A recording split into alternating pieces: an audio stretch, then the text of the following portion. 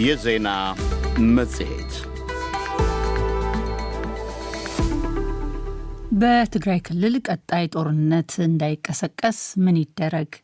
የኢትዮጵያ ብሔራዊ ምርጫ ቦርድ የቁጫ ሕዝብ ዲሞክራሲያዊ ፓርቲን አቤቱታ ውድቅ ማድረጉ፣ ዩናይትድ ስቴትስና ኢራን ደረሱበት የተባለው ስምምነት አፍሪካን እንዳያዘናጋ ተንታኞች ማሳሰባቸው፣ እንዲሁም የቡድን 7 አባል ሀገራት የመሪዎች ጉባኤ ዩክሬንን ለመደገፍ ያሳለፈው ውሳኔ በዛሬው የዜና መጽሔት ዝግጅታችን የሚተነተኑ ርዕሶች ናቸው። ወደ መጀመሪያው ዘገባችን ስናልፍ ያለ ፌዴራል መንግስት እውቅና በትግራይ ክልል መንግስታዊ መዋቅሩን ተቆጣጥሮ የሚገኘው ህዝባዊ ወያኔ ሓርነት ትግራይ ህወሓት የፌዴራል መንግስትን በሌላ የአውዳሚ ጦርነት ዝግጅት እየከሰሰው ነው። ህወሓት በፌዴራል መንግስት ላይ ባቀረበው በዚህ ክስ የኢትዮጵያ ፌዴራላዊ መንግስት ባለስልጣናት በትግራይ ላይ የድሮን ጥቃቶችን እየፈጸሙ የወታደራዊ ዘመቻ ዝግጅት እያደረጉና ወደ ክልሉ የሚገባ ነገር እንዳይኖር እየሰሩ ነው ብሏል። የፌዴራል መንግስት ባለስልጣናት በበኩላቸው ህወሓትን በጦርነት እንቅስቃሴ ይከሳሉ።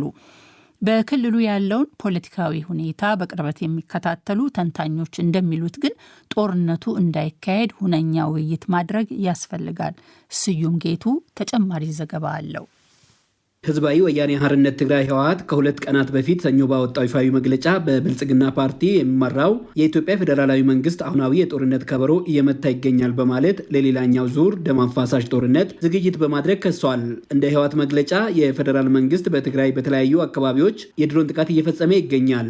በኢትዮጵያ ፌዴራል መንግስት ህገወጥ ተደርጎ የሚታይና በምርጫ ቦርድ እውቅና የተነፈገው ፓርቲው የፌዴራሉ መንግስት በሺዎች የተፈናቀሉትን የሀገር ውስጥ ተፈናቃዮች ወደ ቀያቸው ከመመለስ ይልቅ ወደ ትግራይ መድኃኒትን ጨምሮ መሰረታዊ ዕቃዎችና አገልግሎቶች እንዳይገቡ ከበባ በማድረግ ላይ ይገኛል ሲልም ወቅሰዋል።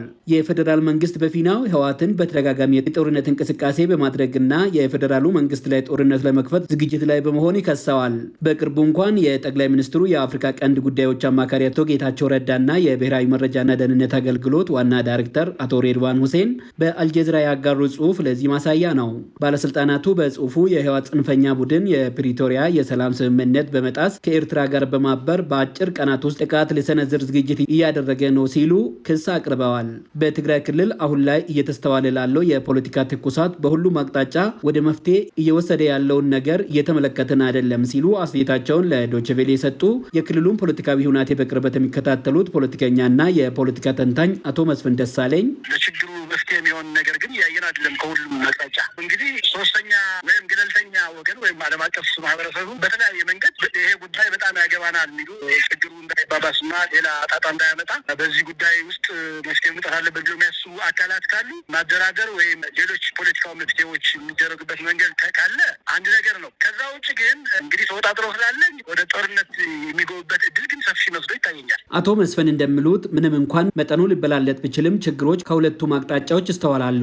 ሆኖም አንዱ ሌላውን ተወቃሽና ተከሳሽ ከማድረግ ይልቅ ለድርድር የሚበጅ ቀዳዳ በመፈለግ ግጭቱን ማስቀረት የሚያስችል መንገድ ላይ መጠመድ ለሁሉም የሚበጅ እንደሚሆንም እምነታቸውን ገልጸዋል። በኢትዮጵያ ፖለቲካ ውስጥ ይሄ የተለመደ በጣም መጥፎ ባህል ማለት ራስህ መጥተህ ጩኸትን ለቅሶን መቀማት የሚባለው ነገር ማለት አንተን የችግሩ አካል ሆነ እያለ ሌላ ወገን ነው የችግሩ ዋናው አካል ብለህ ሌላ አንዱን መክሰስ የቆየ ችግር ነው። በዚህ መንገድ ደግሞ ሊፈታ አይችልም። ምናልባት መሆን የሚችል ብቻ ያለበት ፌዴራል መንግስት ይሁን የህወሓት ኃይሎች ይሁን የራሳቸውን ጥፋት ወይ የራሳቸውን ድክመት መቀበል መቻል አለባቸው።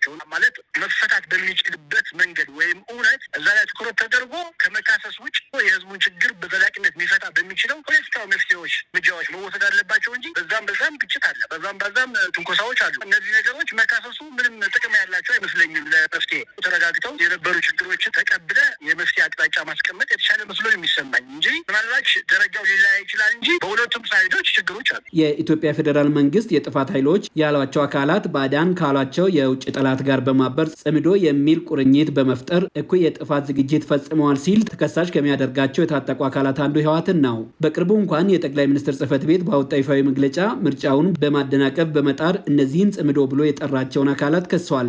ህወሓት በሰሞነኛው መግለጫው እንዳብራራው ግን የፌዴራል መንግስት በቅርቡ ባወጣው መግለጫ የትግራይ ኃይሎች በጦርነት ናፋቂነት መክሰሱ ለራሱ የሚያደርግ የጦርነት ዝግጅት ግልባጭ ነው ሲል ሲል ሞግቶት ያቻል። በዚህም ልዩነቶችን በሰላማዊ ንግግርና ውይይት የመፍታት መንገድን እንደሚደግፍ የጠቆመው ህወሓት በሌላ በኩል ራስን ለመከላከል ላለው ዓላማ ማህበረሰቡ እንዲዘጋጅ ጥሪ አቅርበዋልም።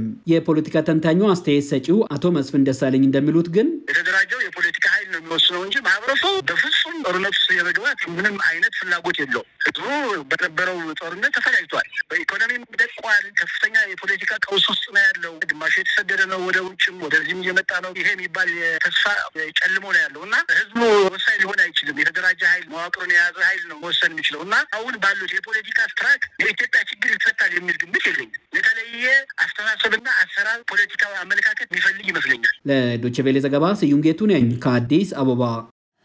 የኢትዮጵያ ብሔራዊ ምርጫ ቦርድ የቁጫ ህዝብ ዴሞክራሲያዊ ፓርቲ በቁጫ ምርጫ ክልል የተካሄደው ምርጫ እንዲሰረዝ ሲል ያቀረበውን አቤቱታ ውድቅ አደረገ። ቦርዱ የፓርቲውን ጥያቄ ሳይቀበለው የቀረው ቅሬታው በበቂ ማስረጃ ባለመደገፉ ነው ብሏል። ፓርቲው በበኩሉ የተፈጸመው የምርጫ ህግ ጥሰት የጣት አሻራን ጨምሮ በፎረንሲክ ምርመራ እንዲጣራ ያቀረብኩትን ጥያቄ ቦርዱ ተፈጻሚ አላደረገም ሲል ወቅሷል። ምርጫ ቦርድ ያሳለፈውን ውሳኔ እንዳልተቀበለው የጠቀሰው ፓርቲው ጉዳዩን ወደ መደበኛ ፍርድ ቤት እንደሚወስድ አሳውቋል። ሸዋንግዛው ወጋየው ዝርዝር ዘገባ አለው። የቁጫ ህዝብ ዲሞክራሲያዊ ፓርቲ በሰባተኛው ጠቅላላ ምርጫ እጩዎቹን አቅርቦ የተወዳደረው በጋሞ ዞን ቁጫ ምርጫ ክልል ነው። ነገር ግን ፓርቲው በምርጫ ላይ ታይቷል ያላቸውን የምርጫ ህግ ጥሰቶች ለኢትዮጵያ ብሔራዊ ምርጫ ቦርድ ቅሬታውን ያቀረበው ባለፈው ግንቦት 24 የተካሄደውን የድምፅ አሰጣጥ ሂደት ተከትሎ ነበር። የቅሬታው መነሻ በቁጫ ምርጫ ክልል የምርጫ ህግን የተላለፉ የመራጮችን ነጻነትና ሚስጥራዊነት የጣሱ ድርጊቶች ተፈጽመዋል የሚል ነው። በዚህ ምክንያት በአካባቢው የተካሄደው ምርጫ እንዲሰረዝ ሲል ነበር ፓርቲው ጥያቄውን ለቦርዱ ያቀረበው። የቀረበለትን ቅሬታ መመርመሩን ትናንት ማክሰኞ በጻፈው ደብዳቤ ያስታወቀው የብሔራዊ ምርጫ ቦርድ ፓርቲው ምርጫው እንዲሰረዝ ሲል ያቀረበውን አቤቱታ ውድቅ ማድረጉን ገልጿል።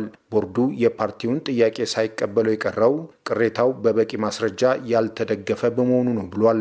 ፓርቲው ባቀረበው የቅሬታ አቤቱታ ላይ የቦርዱን ውሳኔ አስመልክቶ አስተያየታቸውን ለዶይቼ ቬለ የሰጡት የቁጫ ህዝብ ዲሞክራሲያዊ ፓርቲ ጽህፈት ቤት ኃላፊ አቶ ባንዲራ በላቸው ተከታዩን ብለዋል። ደብዳቤው የሚገልጸው ነገር በርካታ ቅሬታዎችን ነው ለቦርዱ እኛ ያስገባ ነው። ከምርጫ ሂደት ጋር ተያይዘው የትኛው ቅሬታ እንደሆነ በዚህ ቀን በዚህ ቁጥር በዚህ ያቀረባቸው አቤቱታ የሚል ነገር የለው ደብዳቤው ላይ። ፓርቲው ያቀረበው ቅሬታ በበቂ ማስረጃ ያልተደገፈ ነው በሚል በቦርዱ በቀረበው ምላሽ ዙሪያም የፓርቲው ጽህፈት ቤት ኃላፊ ይህን ብለዋል። በትክክል እኛ እዛ ላይ የሆነውን ነገር በዝርዝር አቅርበናል። የሄደው አካልም ከምስክሮቻችን በወሰደው ቃል በዝርዝር ተረጋግጧል። ይሄ አንደኛ በምርጫ የተፈጸመው የብዙዎች ድምፅን ወክሎ ጥቂት ግለሰቦች የመረጡት ምርጫ ስለሆነ በፎረንሲክ ምርመራ እንዲረጋገጥ ነው ለቦርዱም ያቀረብነው። ይሄ ምርመራ አልተደረገም። ስለዚህ ምርመራው በሰለጠነ በረቀቀ ሁኔታ የተሰራውን የምርጫ አዋጅ ጥሰትን በሚመጥን ልክ ተጨማሪ ምርመራ ያስፈልጋል። ጣት አሻራ እንዲመረመር የጠየቅነውን አቤቱታ ቦርዱ በሚመለከተውና ስልጣን ባለው አካል እንዲመረመር አላስቻለም። ስለዚህ ይሄ የቦርዱ ምርመራ ውጤት ወይም በመረጃ የተደገፈ አይደለም ሊያስብለው የሚችል ምንም አይነት ምክንያት የለውም። የኛ ያቀረብነውን የምርመራ ሂደቶችን አሟልቶ ቦርዱ ያልመረመረ ስለሆነ ይህንን የቦርዱን ደብዳቤ እውቅና ሰጥተን የምንቀበለው ጉዳይም ውሳኔውን አቶ ባንዲራ በቦርዱ ውሳኔ መነሻነት ፓርቲያቸው በቀጣይ ይከተላል ያሉትን አቅጣጫ ጠቅሰዋል። በቀጣይ የምናደርገው ነገር ምንድን ነው? ውሳኔው ክፍተቱን ቦርዱን ማብራሪያ የምንጠይቀው ነገር ይኖራል። አልፎም ደግሞ በህግ መንገድ የሚቀሩን ጉዳዮችን ወደፊት መሄድ የምንችልባቸው እርከኖች ስላሉ እነዛን እርከኖችን ለመሄድ ያው የህግ ባለሙያዎቻችን በአሁኑ ሰዓት በዚህ ጉዳይ አስቸኳይ ስብሰባ እያደረጉ እየተመካከሩ ያሉበት ሁኔታ ስላለ በቀጣይ የህዝቡን ድምፅ የፓርቲያችንን ዓላማ ለማሳካት ሰላማዊ ዴሞክራሲያዊ ሂደትን ተከትለን ወደ መደበኛ ፍርድ ቤት ጉዳዩን የምንወስደው ነው የሚሆነው። ግንቦት 24 በተካሄደው ሰባተኛው ጠቅላላ ምርጫ ገዢው ፓርቲን ጨምሮ ተፎካካሪ ፓርቲዎችና የግል እጩዎች አለን የሚሏቸውን ቅሬታዎች ለቦርዱ ማቅረባቸው ይታወቃል። የኢትዮጵያ ብሔራዊ ምርጫ ቦርድ ዋና ሰብሳቢ ሜላትወርቅ ኃይሉ ከቀናት በፊት በሰጡት መግለጫ ላይ ይህንኑ አረጋግጠዋል። በድምሩ ወደ 120 በሚሆኑ ምርጫ ክልሎች ላይ በፓርቲዎችና በግል እጩዎች ቅሬታ አቀርበዋል ማለት ነው። እንግዲህ ይህንን ቅሬታ በቦርዱ የተመደቡት የህግ ባለሙያዎች የማጣራት ስራ እየሰሩ ነው። ሰነድ እየመረመሩ ነው። የምስክርነት ቃል እየተቀበሉ ነው። የመጡት ሰነዶች እንግዲህ የማስረጃ ሰነዶች ይሆናሉ። አንዳንዶቹ ቪዲዮዎች ይሆናሉ። እነሱንም እንግዲህ በማገናዘብ የራሳቸውን አስተያየት የህጉን መሰረት በማድረግ ለቦርዱ ያቀርባሉ ማለት ነው። እንግዲህ የኢትዮጵያ ብሔራዊ ምርጫ ቦርድም ይሄንን መሰረት በማድረግ ውሳኔ ይሰጣል። ለዶይቼ ቬለ ሸዋንግዛ ወጋየው ከሐዋሳ። አድማጮች የምትከታተሉት ከዶይቼ ቬለ የሚተላለፍላችሁ የዜና መጽሔት ዝግጅታችን እንደቀጠለ ነው። ዩናይትድ ስቴትስና ኢራን ደረሱበት የተባለው ስምምነት አፍሪካን እንዳያዘናጋ ተንታኞች ያቀረቡት ማሳሰቢያ ይመለከታል። ቀጣዩ ቅንብራችን የአፍሪካ ሀገራት ዩናይትድ ስቴትስና ኢራን ደረሱበት በተባለው ስምምነት ምክንያት መዘናጋትና ቀውስን የመቋቋም ስራን ማቆም እንደሌለባቸው የአህጉሪቱ የጸጥታ ጉዳዮች ተንታኞች አሳስበዋል።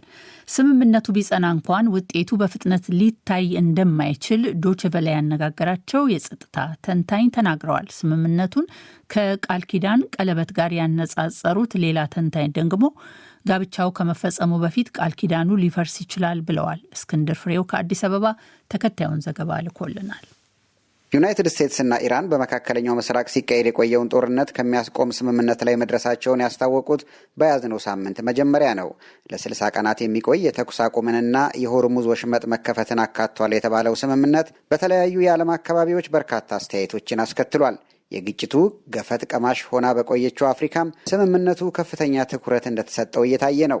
በእንግሊዝኛ ምህጻረ ቃል ISS ተብሎ በሚጠራው የጸጥታ ጥናት ተቋም ተመራማሪ የሆኑትና በፕሪቶሪያ የሚገኙት ፕሪያል ሲንግ እንደሚሉት አፍሪካውያን ለስምምነቱ የሰጡት ትኩረት ግጭቱ እያስከተለ ካለው ጫና የመነጨ ነው። The African continent has been massively hit by the fallout of the conflict. የአፍሪካ አህጉር በጦርነቱ ውጤቶች በከፍተኛ ሁኔታ ተጎድቷል። የጦርነቱ ውጤትና ጉዳቱ በጣም ይታወቃል። ከፍተኛ የነዳጅና የማዳበሪያ ዋጋ ጭማሪ አጋጥሞናል። ከዚህ ጋር የተያያዘ ሁሉም አይነት የዋጋ መናርና የኑሮ ውድነት ተከስቷል። ግጭቱን ለመፍታት የሚደረግ ማንኛውም እንቅስቃሴ ተቀባይነት ያለው ነው። በተለይ ደግሞ የኢኮኖሚ ጫናዎችን ለማቃለልና ለማረጋጋት የካቲት 21 ቀን 2018 ዓ.ም ዩናይትድ ስቴትስና እስራኤል በኢራን ላይ የከፈቱት ጥቃት፣ ኢራንን በበኩሏ የወሰደችው የአጸፋ ጥቃት፣ በተለይም የሆርሙዝ ወሽመጥ መዘጋትና ከዛም በኋላ የቀጠለው ግጭት የዓለምን የኢኮኖሚ እንቅስቃሴ አስተጓጉሏል። በአፍሪካ አህጉርም የነዳጅ እጥረት አስከትሏል። የመሰረታዊ ሸቀጦች ዋጋም እንዲንር አድርጓል። የዚህ ምክንያቱ ደግሞ የአፍሪካ ሀገራት የዚህ አይነቱን ቀውስ ለመቋቋም የሚያስችል ዝግጅት አለማድረጋቸውና በተለይ ከነዳጅና ከማዳበሪያ አቅርቦት አንጻር በሌሎች የዓለም አካባቢዎች ላይ ያላቸው ጥገኝነት መሆኑን የጸጥታ ጉዳይ ተንታኞች ይናገራሉ። ይፋ የተደረገው ስምምነት ተስፋ የሚሰጥ መሆኑን የሚገልጹት እነዚሁ ተንታኞች ተስፋው ግን በልክ መሆን እንዳለበት ይመክራሉ። የመካከለኛውን ምስራቅ ጦርነት ተከትሎ እንደዚህ አይነት ቀውሶችን ለመቋቋም የሚያስችሉ ስራዎች በተለያዩ የአፍሪካ ሀገራት ሲሰሩ መቆየታቸውን በእንግሊዝኛው ምህጻረ ቃል ISS በመባል በሚታወቀው የጸጥታ ጥናት ተቋም ከፍተኛ ተመራማሪ የሆኑት ሞዝስ ኦኬሎ ጠቁመዋል። ሰሞኑን ይፋ የተደረገው ስምምነት ለአፍሪካ የሚኖረውን ፋይዳ በተመለከተ ላቀረብኩላቸው ጥያቄ የጽሑፍ ምላሽ የሰጡት ተመራማሪው ሂደቶችን በጥንቃቄ መከታተል እንደሚገባ አሳስበዋል። በሁለቱ ተፋላሚ ወገኖች ይፋ የተደረገውን ስምምነት ከቃል ኪዳን ቀለበት ጋር ያነጻጸሩት ኦኬሎ ጋብቻው ከመፈጸሙ በፊት ቃል ኪዳኑ ሊፈርስ ይችላል ብለዋል። እናም የአፍሪካ ሀገራት ቀውስን ለመቋቋም እየሰሩ ካሉት ስራ መዘናጋት እንደሌለባቸው አሳስበዋል። ይህንኑ ሀሳብ የሚያጠናክሩት ሲንግ የግጭቱ ተጽዕኖ ረዘም ላለ ጊዜ የሚቀጥል መሆኑን አስረድተዋል። ስምምነቱ ቢጸና እንኳን ውጤቱ በፍጥነት ሊታይ እንደማይችልም ያስጠነቅቃሉ። A very long tail, and the implications of the conflict will continue to be felt for months. ግጭቱ በኢኮኖሚው ላይ ያለው ተጽዕኖ ረዘም ላለ ጊዜ የሚቆይ ይመስለኛል እና የሆርሙዝ ወሽመጥ ቢከፈት እንኳን የኢኮኖሚው ተጽዕኖ ለበርካታ ወራት ይቀጥላል። ይህ የሚሆነው ደግሞ በዋነኛነት የነዳጅና የማዳበሪያ ዋጋዎች እንደዚሁም መሰል ነገሮች የሚኖራቸው ተጽዕኖ ለወራት የሚቀጥል በመሆኑ ነው። መተላለፊያው ነገ ቢከፈት እንኳን ግጭቱ የፈጠራቸው ጫናዎች በጣም ረዘም ላለ ጊዜ ይቀጥላሉ። Even if the Straits was opened immediately tomorrow, the pressures are still going to be felt for a very long time. ዩናይትድ ስቴትስ እና ኢራን ደረሱበት የተባለው ስምምነት ዝርዝር ነጥቦች እስካሁን ይፋ አልተደረጉም። በቡድን 7 አባል ሀገራት ስብሰባ ላይ እየተካፈሉ የሚገኙት ፕሬዝዳንት ዶናልድ ትራምፕ ደግሞ ስምምነቱ የመግባቢያ ሰነድ እንጂ የተጠናቀቀ አይደለም ብለዋል። ስምምነቱን በተመለከተ የተሟላ ስዕል ማግኘት የሚቻለው በሚቀጥለው አርብ ይካሄዳል ከተባለው ይፋ የፊርማ ስነስርዓት በኋላ መሆኑን ሲንግ ይናገራሉ። የአፍሪካ ህብረት ኮሚሽን ሊቀመንበር መሐሙድ አሊ ዩሱፍ ሰሞኑን ባወጡት መግለጫ ዩናይትድ ስቴትስ እና ኢራን ይፋ ያደረጉትን ስምምነት በደስታ መቀበላቸውን ገልጸዋል። ሁለቱም ወገኖች ለስምምነቱ ሙሉ በሙሉ መተግበር ቁርጠኝነታቸውን እንዲያሳዩም ጥሪ አቅርበዋል። ለዲ.ደብሊው እስክንድር ፍሬው ከአዲስ አበባ። በኤቪያን ሌበን ፈረንሳይ ለ3 ቀናት የተካሄደው የቡድን 7 አባል ሀገራት የመሪዎች ጉባኤ ልዩ ልዩ ውሳኔዎችን በማሳለፍ ዛሬ ተጠናቋል። ከመካከላቸው በኢንዱስትሪ የበለጸጉት ሀገራት ከሩሲያ ጋር ጦርነት ለምታካሄደው ለዩክሬን ተጨማሪ ድጋፍ ለማድረግ ያሳለፉት ውሳኔ አንዱ ነው። አባል ሀገራቱ የዩክሬንን የአየር መከላከያና የኃይል አቅርቦትን ለማጠናከር ቃል ገብተዋል። ከዚህ ሌላ በሩሲያ ላይ ጫና ለማድረግም ዓለም አቀፉን ጥረት ይበልጥ ለማሳደግም ተስማምተዋል። የዩናይትድ ስቴትስ ፕሬዚዳንት ዶናልድ ትራምፕ የዩክሬኑን ጦርነት ለማስቆም ሩሲያ ስምምነት ላይ መድረስ አለባት ሲሉ አሳስበዋል። ይህን ለማሳካትም የተቻለኝን ሁሉ አደርጋለሁ ሲሉም ቃል ገብተዋል። ትራምፕ ከስምምነቱ በኋላ በሆርሙዝ ሰርጥ ነዳጅ ዘይት እንደ ልብ መተላለፍ ከጀመረ በኢራኑ ጦርነት ምክንያት ሩሲያ የተነሳላት ማዕቀብ ተመልሶ እንደሚጣልባትም ተናግረዋል። በዚህ ውሳኔ ላይ የዋሽንግተን ዲሲውን ዘጋቢያችንን አበበ ፈለቀን ስቱዲዮ ከመግባቴ በፊት በስልክ አነጋግሬዋለሁ። አበበ፣ ፈረንሳይ ውስጥ ለ3 ቀናት የተካሄደው የቡድን 7 ጉባኤ የተለያዩ ውሳኔዎችን በማሳለፍ ተጠናቋል። እንግዲህ ከመካከላቸው ሩሲያና ዩክሬንን የተመለከተው ውሳኔ ይገኝበታል። በተለይ ሩሲያና ዩክሬንን በተመለከተ በወጣው በአሁኑ የጋራ መግለጫ ላይ የአሜሪካ ሚና ምንድን ነው? እንግዲህ የአሜሪካ ሚና ከዚህ ቀደም ትንሽ ለየት ያለ ነው የሚመስለው። ከዚህ ቀደም በአብዛኛው አሜሪካና አውሮፓ ራሽያና ዩክሬንን በተመለከተ ወይም ደግሞ ሊወሰዱ በሚገባቸው እርምጃዎች ላይ አይን ላይን የሚተያዩ የጋራ ነገር አልነበራቸውም። ከዚህ አንጻር የአሜሪካ ሚና ጎልቶ የወጣ ይመስላል እና ምናልባት በቃራ መግለጫቸው ላይ ፕሬዚዳንት ትራምፕ ድጋፋቸውን አሳይተዋል። ለዚህ ደግሞ ጉባኤው ከመጀመሩ በፊት በተለይ በአሜሪካና በአውሮፓ አጋር ሀገራት መካከል በዩክሬን ጉዳይ ላይ የአቋም ልዩነት እየሰፋ ነው የሚል ስጋት ነበር ከዚህ ቀደም። አሁን ግን የአውሮፓ መሪዎች በጉባኤው ውስጥ በተለይ ከፕሬዚዳንት ትራምፕ ጋር በተደጋጋሚ በመወያየት በዩክሬን ጉዳይ ላይ የጋራ አቋም እንዲኖራቸው ያደረጉት ጥረት የተሳካ ይመስላል በአሁኑ። ከዛም ባለፈ ደግሞ ፕሬዚዳንት ትራምፕ ከዩክሬኑ ፕሬዚዳንት ቮሎዲሚር ዘለንስኪ ጋር ቀጥተኛ ውይይትም አድርገዋል እና እነዚህ ውይይቶች በኋላ ነው እንግዲህ አሜሪካ የዩክሬንን የሚደግፈውን በተለይ በሩሲያ ላይ ተጨማሪ ጫና ሊደረግ የሚያስችለውን የቡድን 7 የመጨረሻ መግለጫ የተቀላቀለችው። ይሄ ምናልባት በጣም አስፈላጊ የሆነበት ምክንያት ደግሞ ያለ አሜሪካ ተሳትፎ ማንኛውም የምዕራባውያን ስትራቴጂ በተግባር ሊመነዘር የሚችል ውጤት እንደሌለው ስላየን ነው። ከዚህ ቀደም አሜሪካ አሁንም እንደምናውቀው ለዩክሬን በሚሰጡ ወታደራዊና የፋይናንስ እንዲሁም የዲፕሎማሲ ድጋፍ ላይ ቀዳሚ ቦታዋን ይዛለች እና የጉባኤው ትልቁ ስኬት አዲስ ፖሊሲ ማውጣቱ ሳይሆን በተለይ የአሜሪካና አውሮፓ መካከል የነበረው ልዩነት መጥበቡ ነው ለማለት ይቻላል። አበበ፣ እንግዲህ አሜሪካን አሁን ዩክሬንን በተመለከተ በወጣው የጋራ መግለጫ ላይ ከዚህ ቀደሙ በተለየ መልኩ በተለይም ፕሬዚዳንት ዶናልድ ትራምፕ ድጋፋቸውን ገልጸዋል እና ይህ የአቋም ለውጥ ከምን የመጣ ነው የሚመስለው? እንግዲህ አንድ መጠንቀቅ ያለብን ነገር ፕሬዚዳንት ትራምፕ አንድ ነገር ላይ ሲቀላቀሉ አንድ ነገር ሲናገሩ ወይም ሳይናገሩ የሚቀሩት ከሁነቶችና ከጊዜ ጋር አያይዘው ነው እና ይሄ ነገር ነገ ሊቀየር ይችላል ወይስ አይችልም የሚለው በሁላችን ልብ ውስጥ መቀመጥ ያለበት ጥያቄ ነው። ከዛ አንጻር ይሄንን ሙሉ በሙሉ የፖሊሲ ለውጥ ነው ብሎ መግለጽ አግባብ አይሆንም። ምናልባትም ሲጠናቀቅ እና ሲገለጽ የአቀራረብና የትኩረት አቅጣጫን መቀየር ነው ሊባል የሚገባው። ምክንያቱም ዶናልድ ትራምፕ ከዚህ በፊትም ጦርነቱ በድርድር መቋጨት እንዳለበት ሲያሳስቡ ቆይተዋል። እሱ ሀሳባቸው አልተቀየረም። የአውሮፓ ሀገራት መሪዎችም ጋር ሲነጻጸሩ ረጅም ጊዜ የሚቀጥል ድጋፍ ላይ ትኩረት ያደርጉ ነበር እና በዚህ ጉባኤ ላይ ግን ትራምፕ ከዜሌንስኪ ጋር ተገናኝተው የጋራ ጠንካራ መግለጫን ተቀላቅለው እንዲሁም ደግሞ ራሽያ ወደ ስምምነት መምጣት አለበት ብለው በይፋ ተናግረዋል እና የአውሮፓ መሪዎች በተለይ ራሽያ ላይ ተጨማሪ ጫና ሳይፈጠር ትርጉም ያለው ድርድር እንደማይሳካ ለዋሽንግተን እንዳሳመኑ መግለጫ ነው። ስለዚህ ይሄኛው አሜሪካ መጀመሪያ ድርድር የሚል ሀሳብ ከነበራት ሀሳብ ተነስታ ጫናና ድርድርን በጋራ አካቶ የያዘ አቀራረብ ወይም አካሄድን የተቀላቀለች እንደሆነ ነው ይሄ የሚያሳየው። እንግዲህ በተጨባጭ ይህ የአሜሪካን ድጋፍ ከመግለጫ ባለፈ የሚያመጣው መሰረታዊ ለውጥ አለ ወይ? እንግዲህ ከላይ ሲታይ ማንኛውም ነገር አሜሪካ ያለችበት ከሆነ በጦርነቱ አጠቃላይ ሚዛን ላይ ጫና ሊኖረው ይችላል። የአውሮፓ ሀገራት ከዚህ ቀደም እንዳደረጉት ድጋፋቸውን ቢቀጥሉም አሜሪካ በጣም ወሳኝ ሚና አላት። በወታደራዊ እርዳታ፣ በደህንነት፣ በስለላና በመረጃ ድጋፍ፣ በፋይናንስ፣ በማዕቀብ ማስፈጸም አቅምና በመሳሰሉት ሚና ያላት ሀገር ናት። ስለዚህ የአሜሪካ ድጋፍ ሚና ይኖረዋል።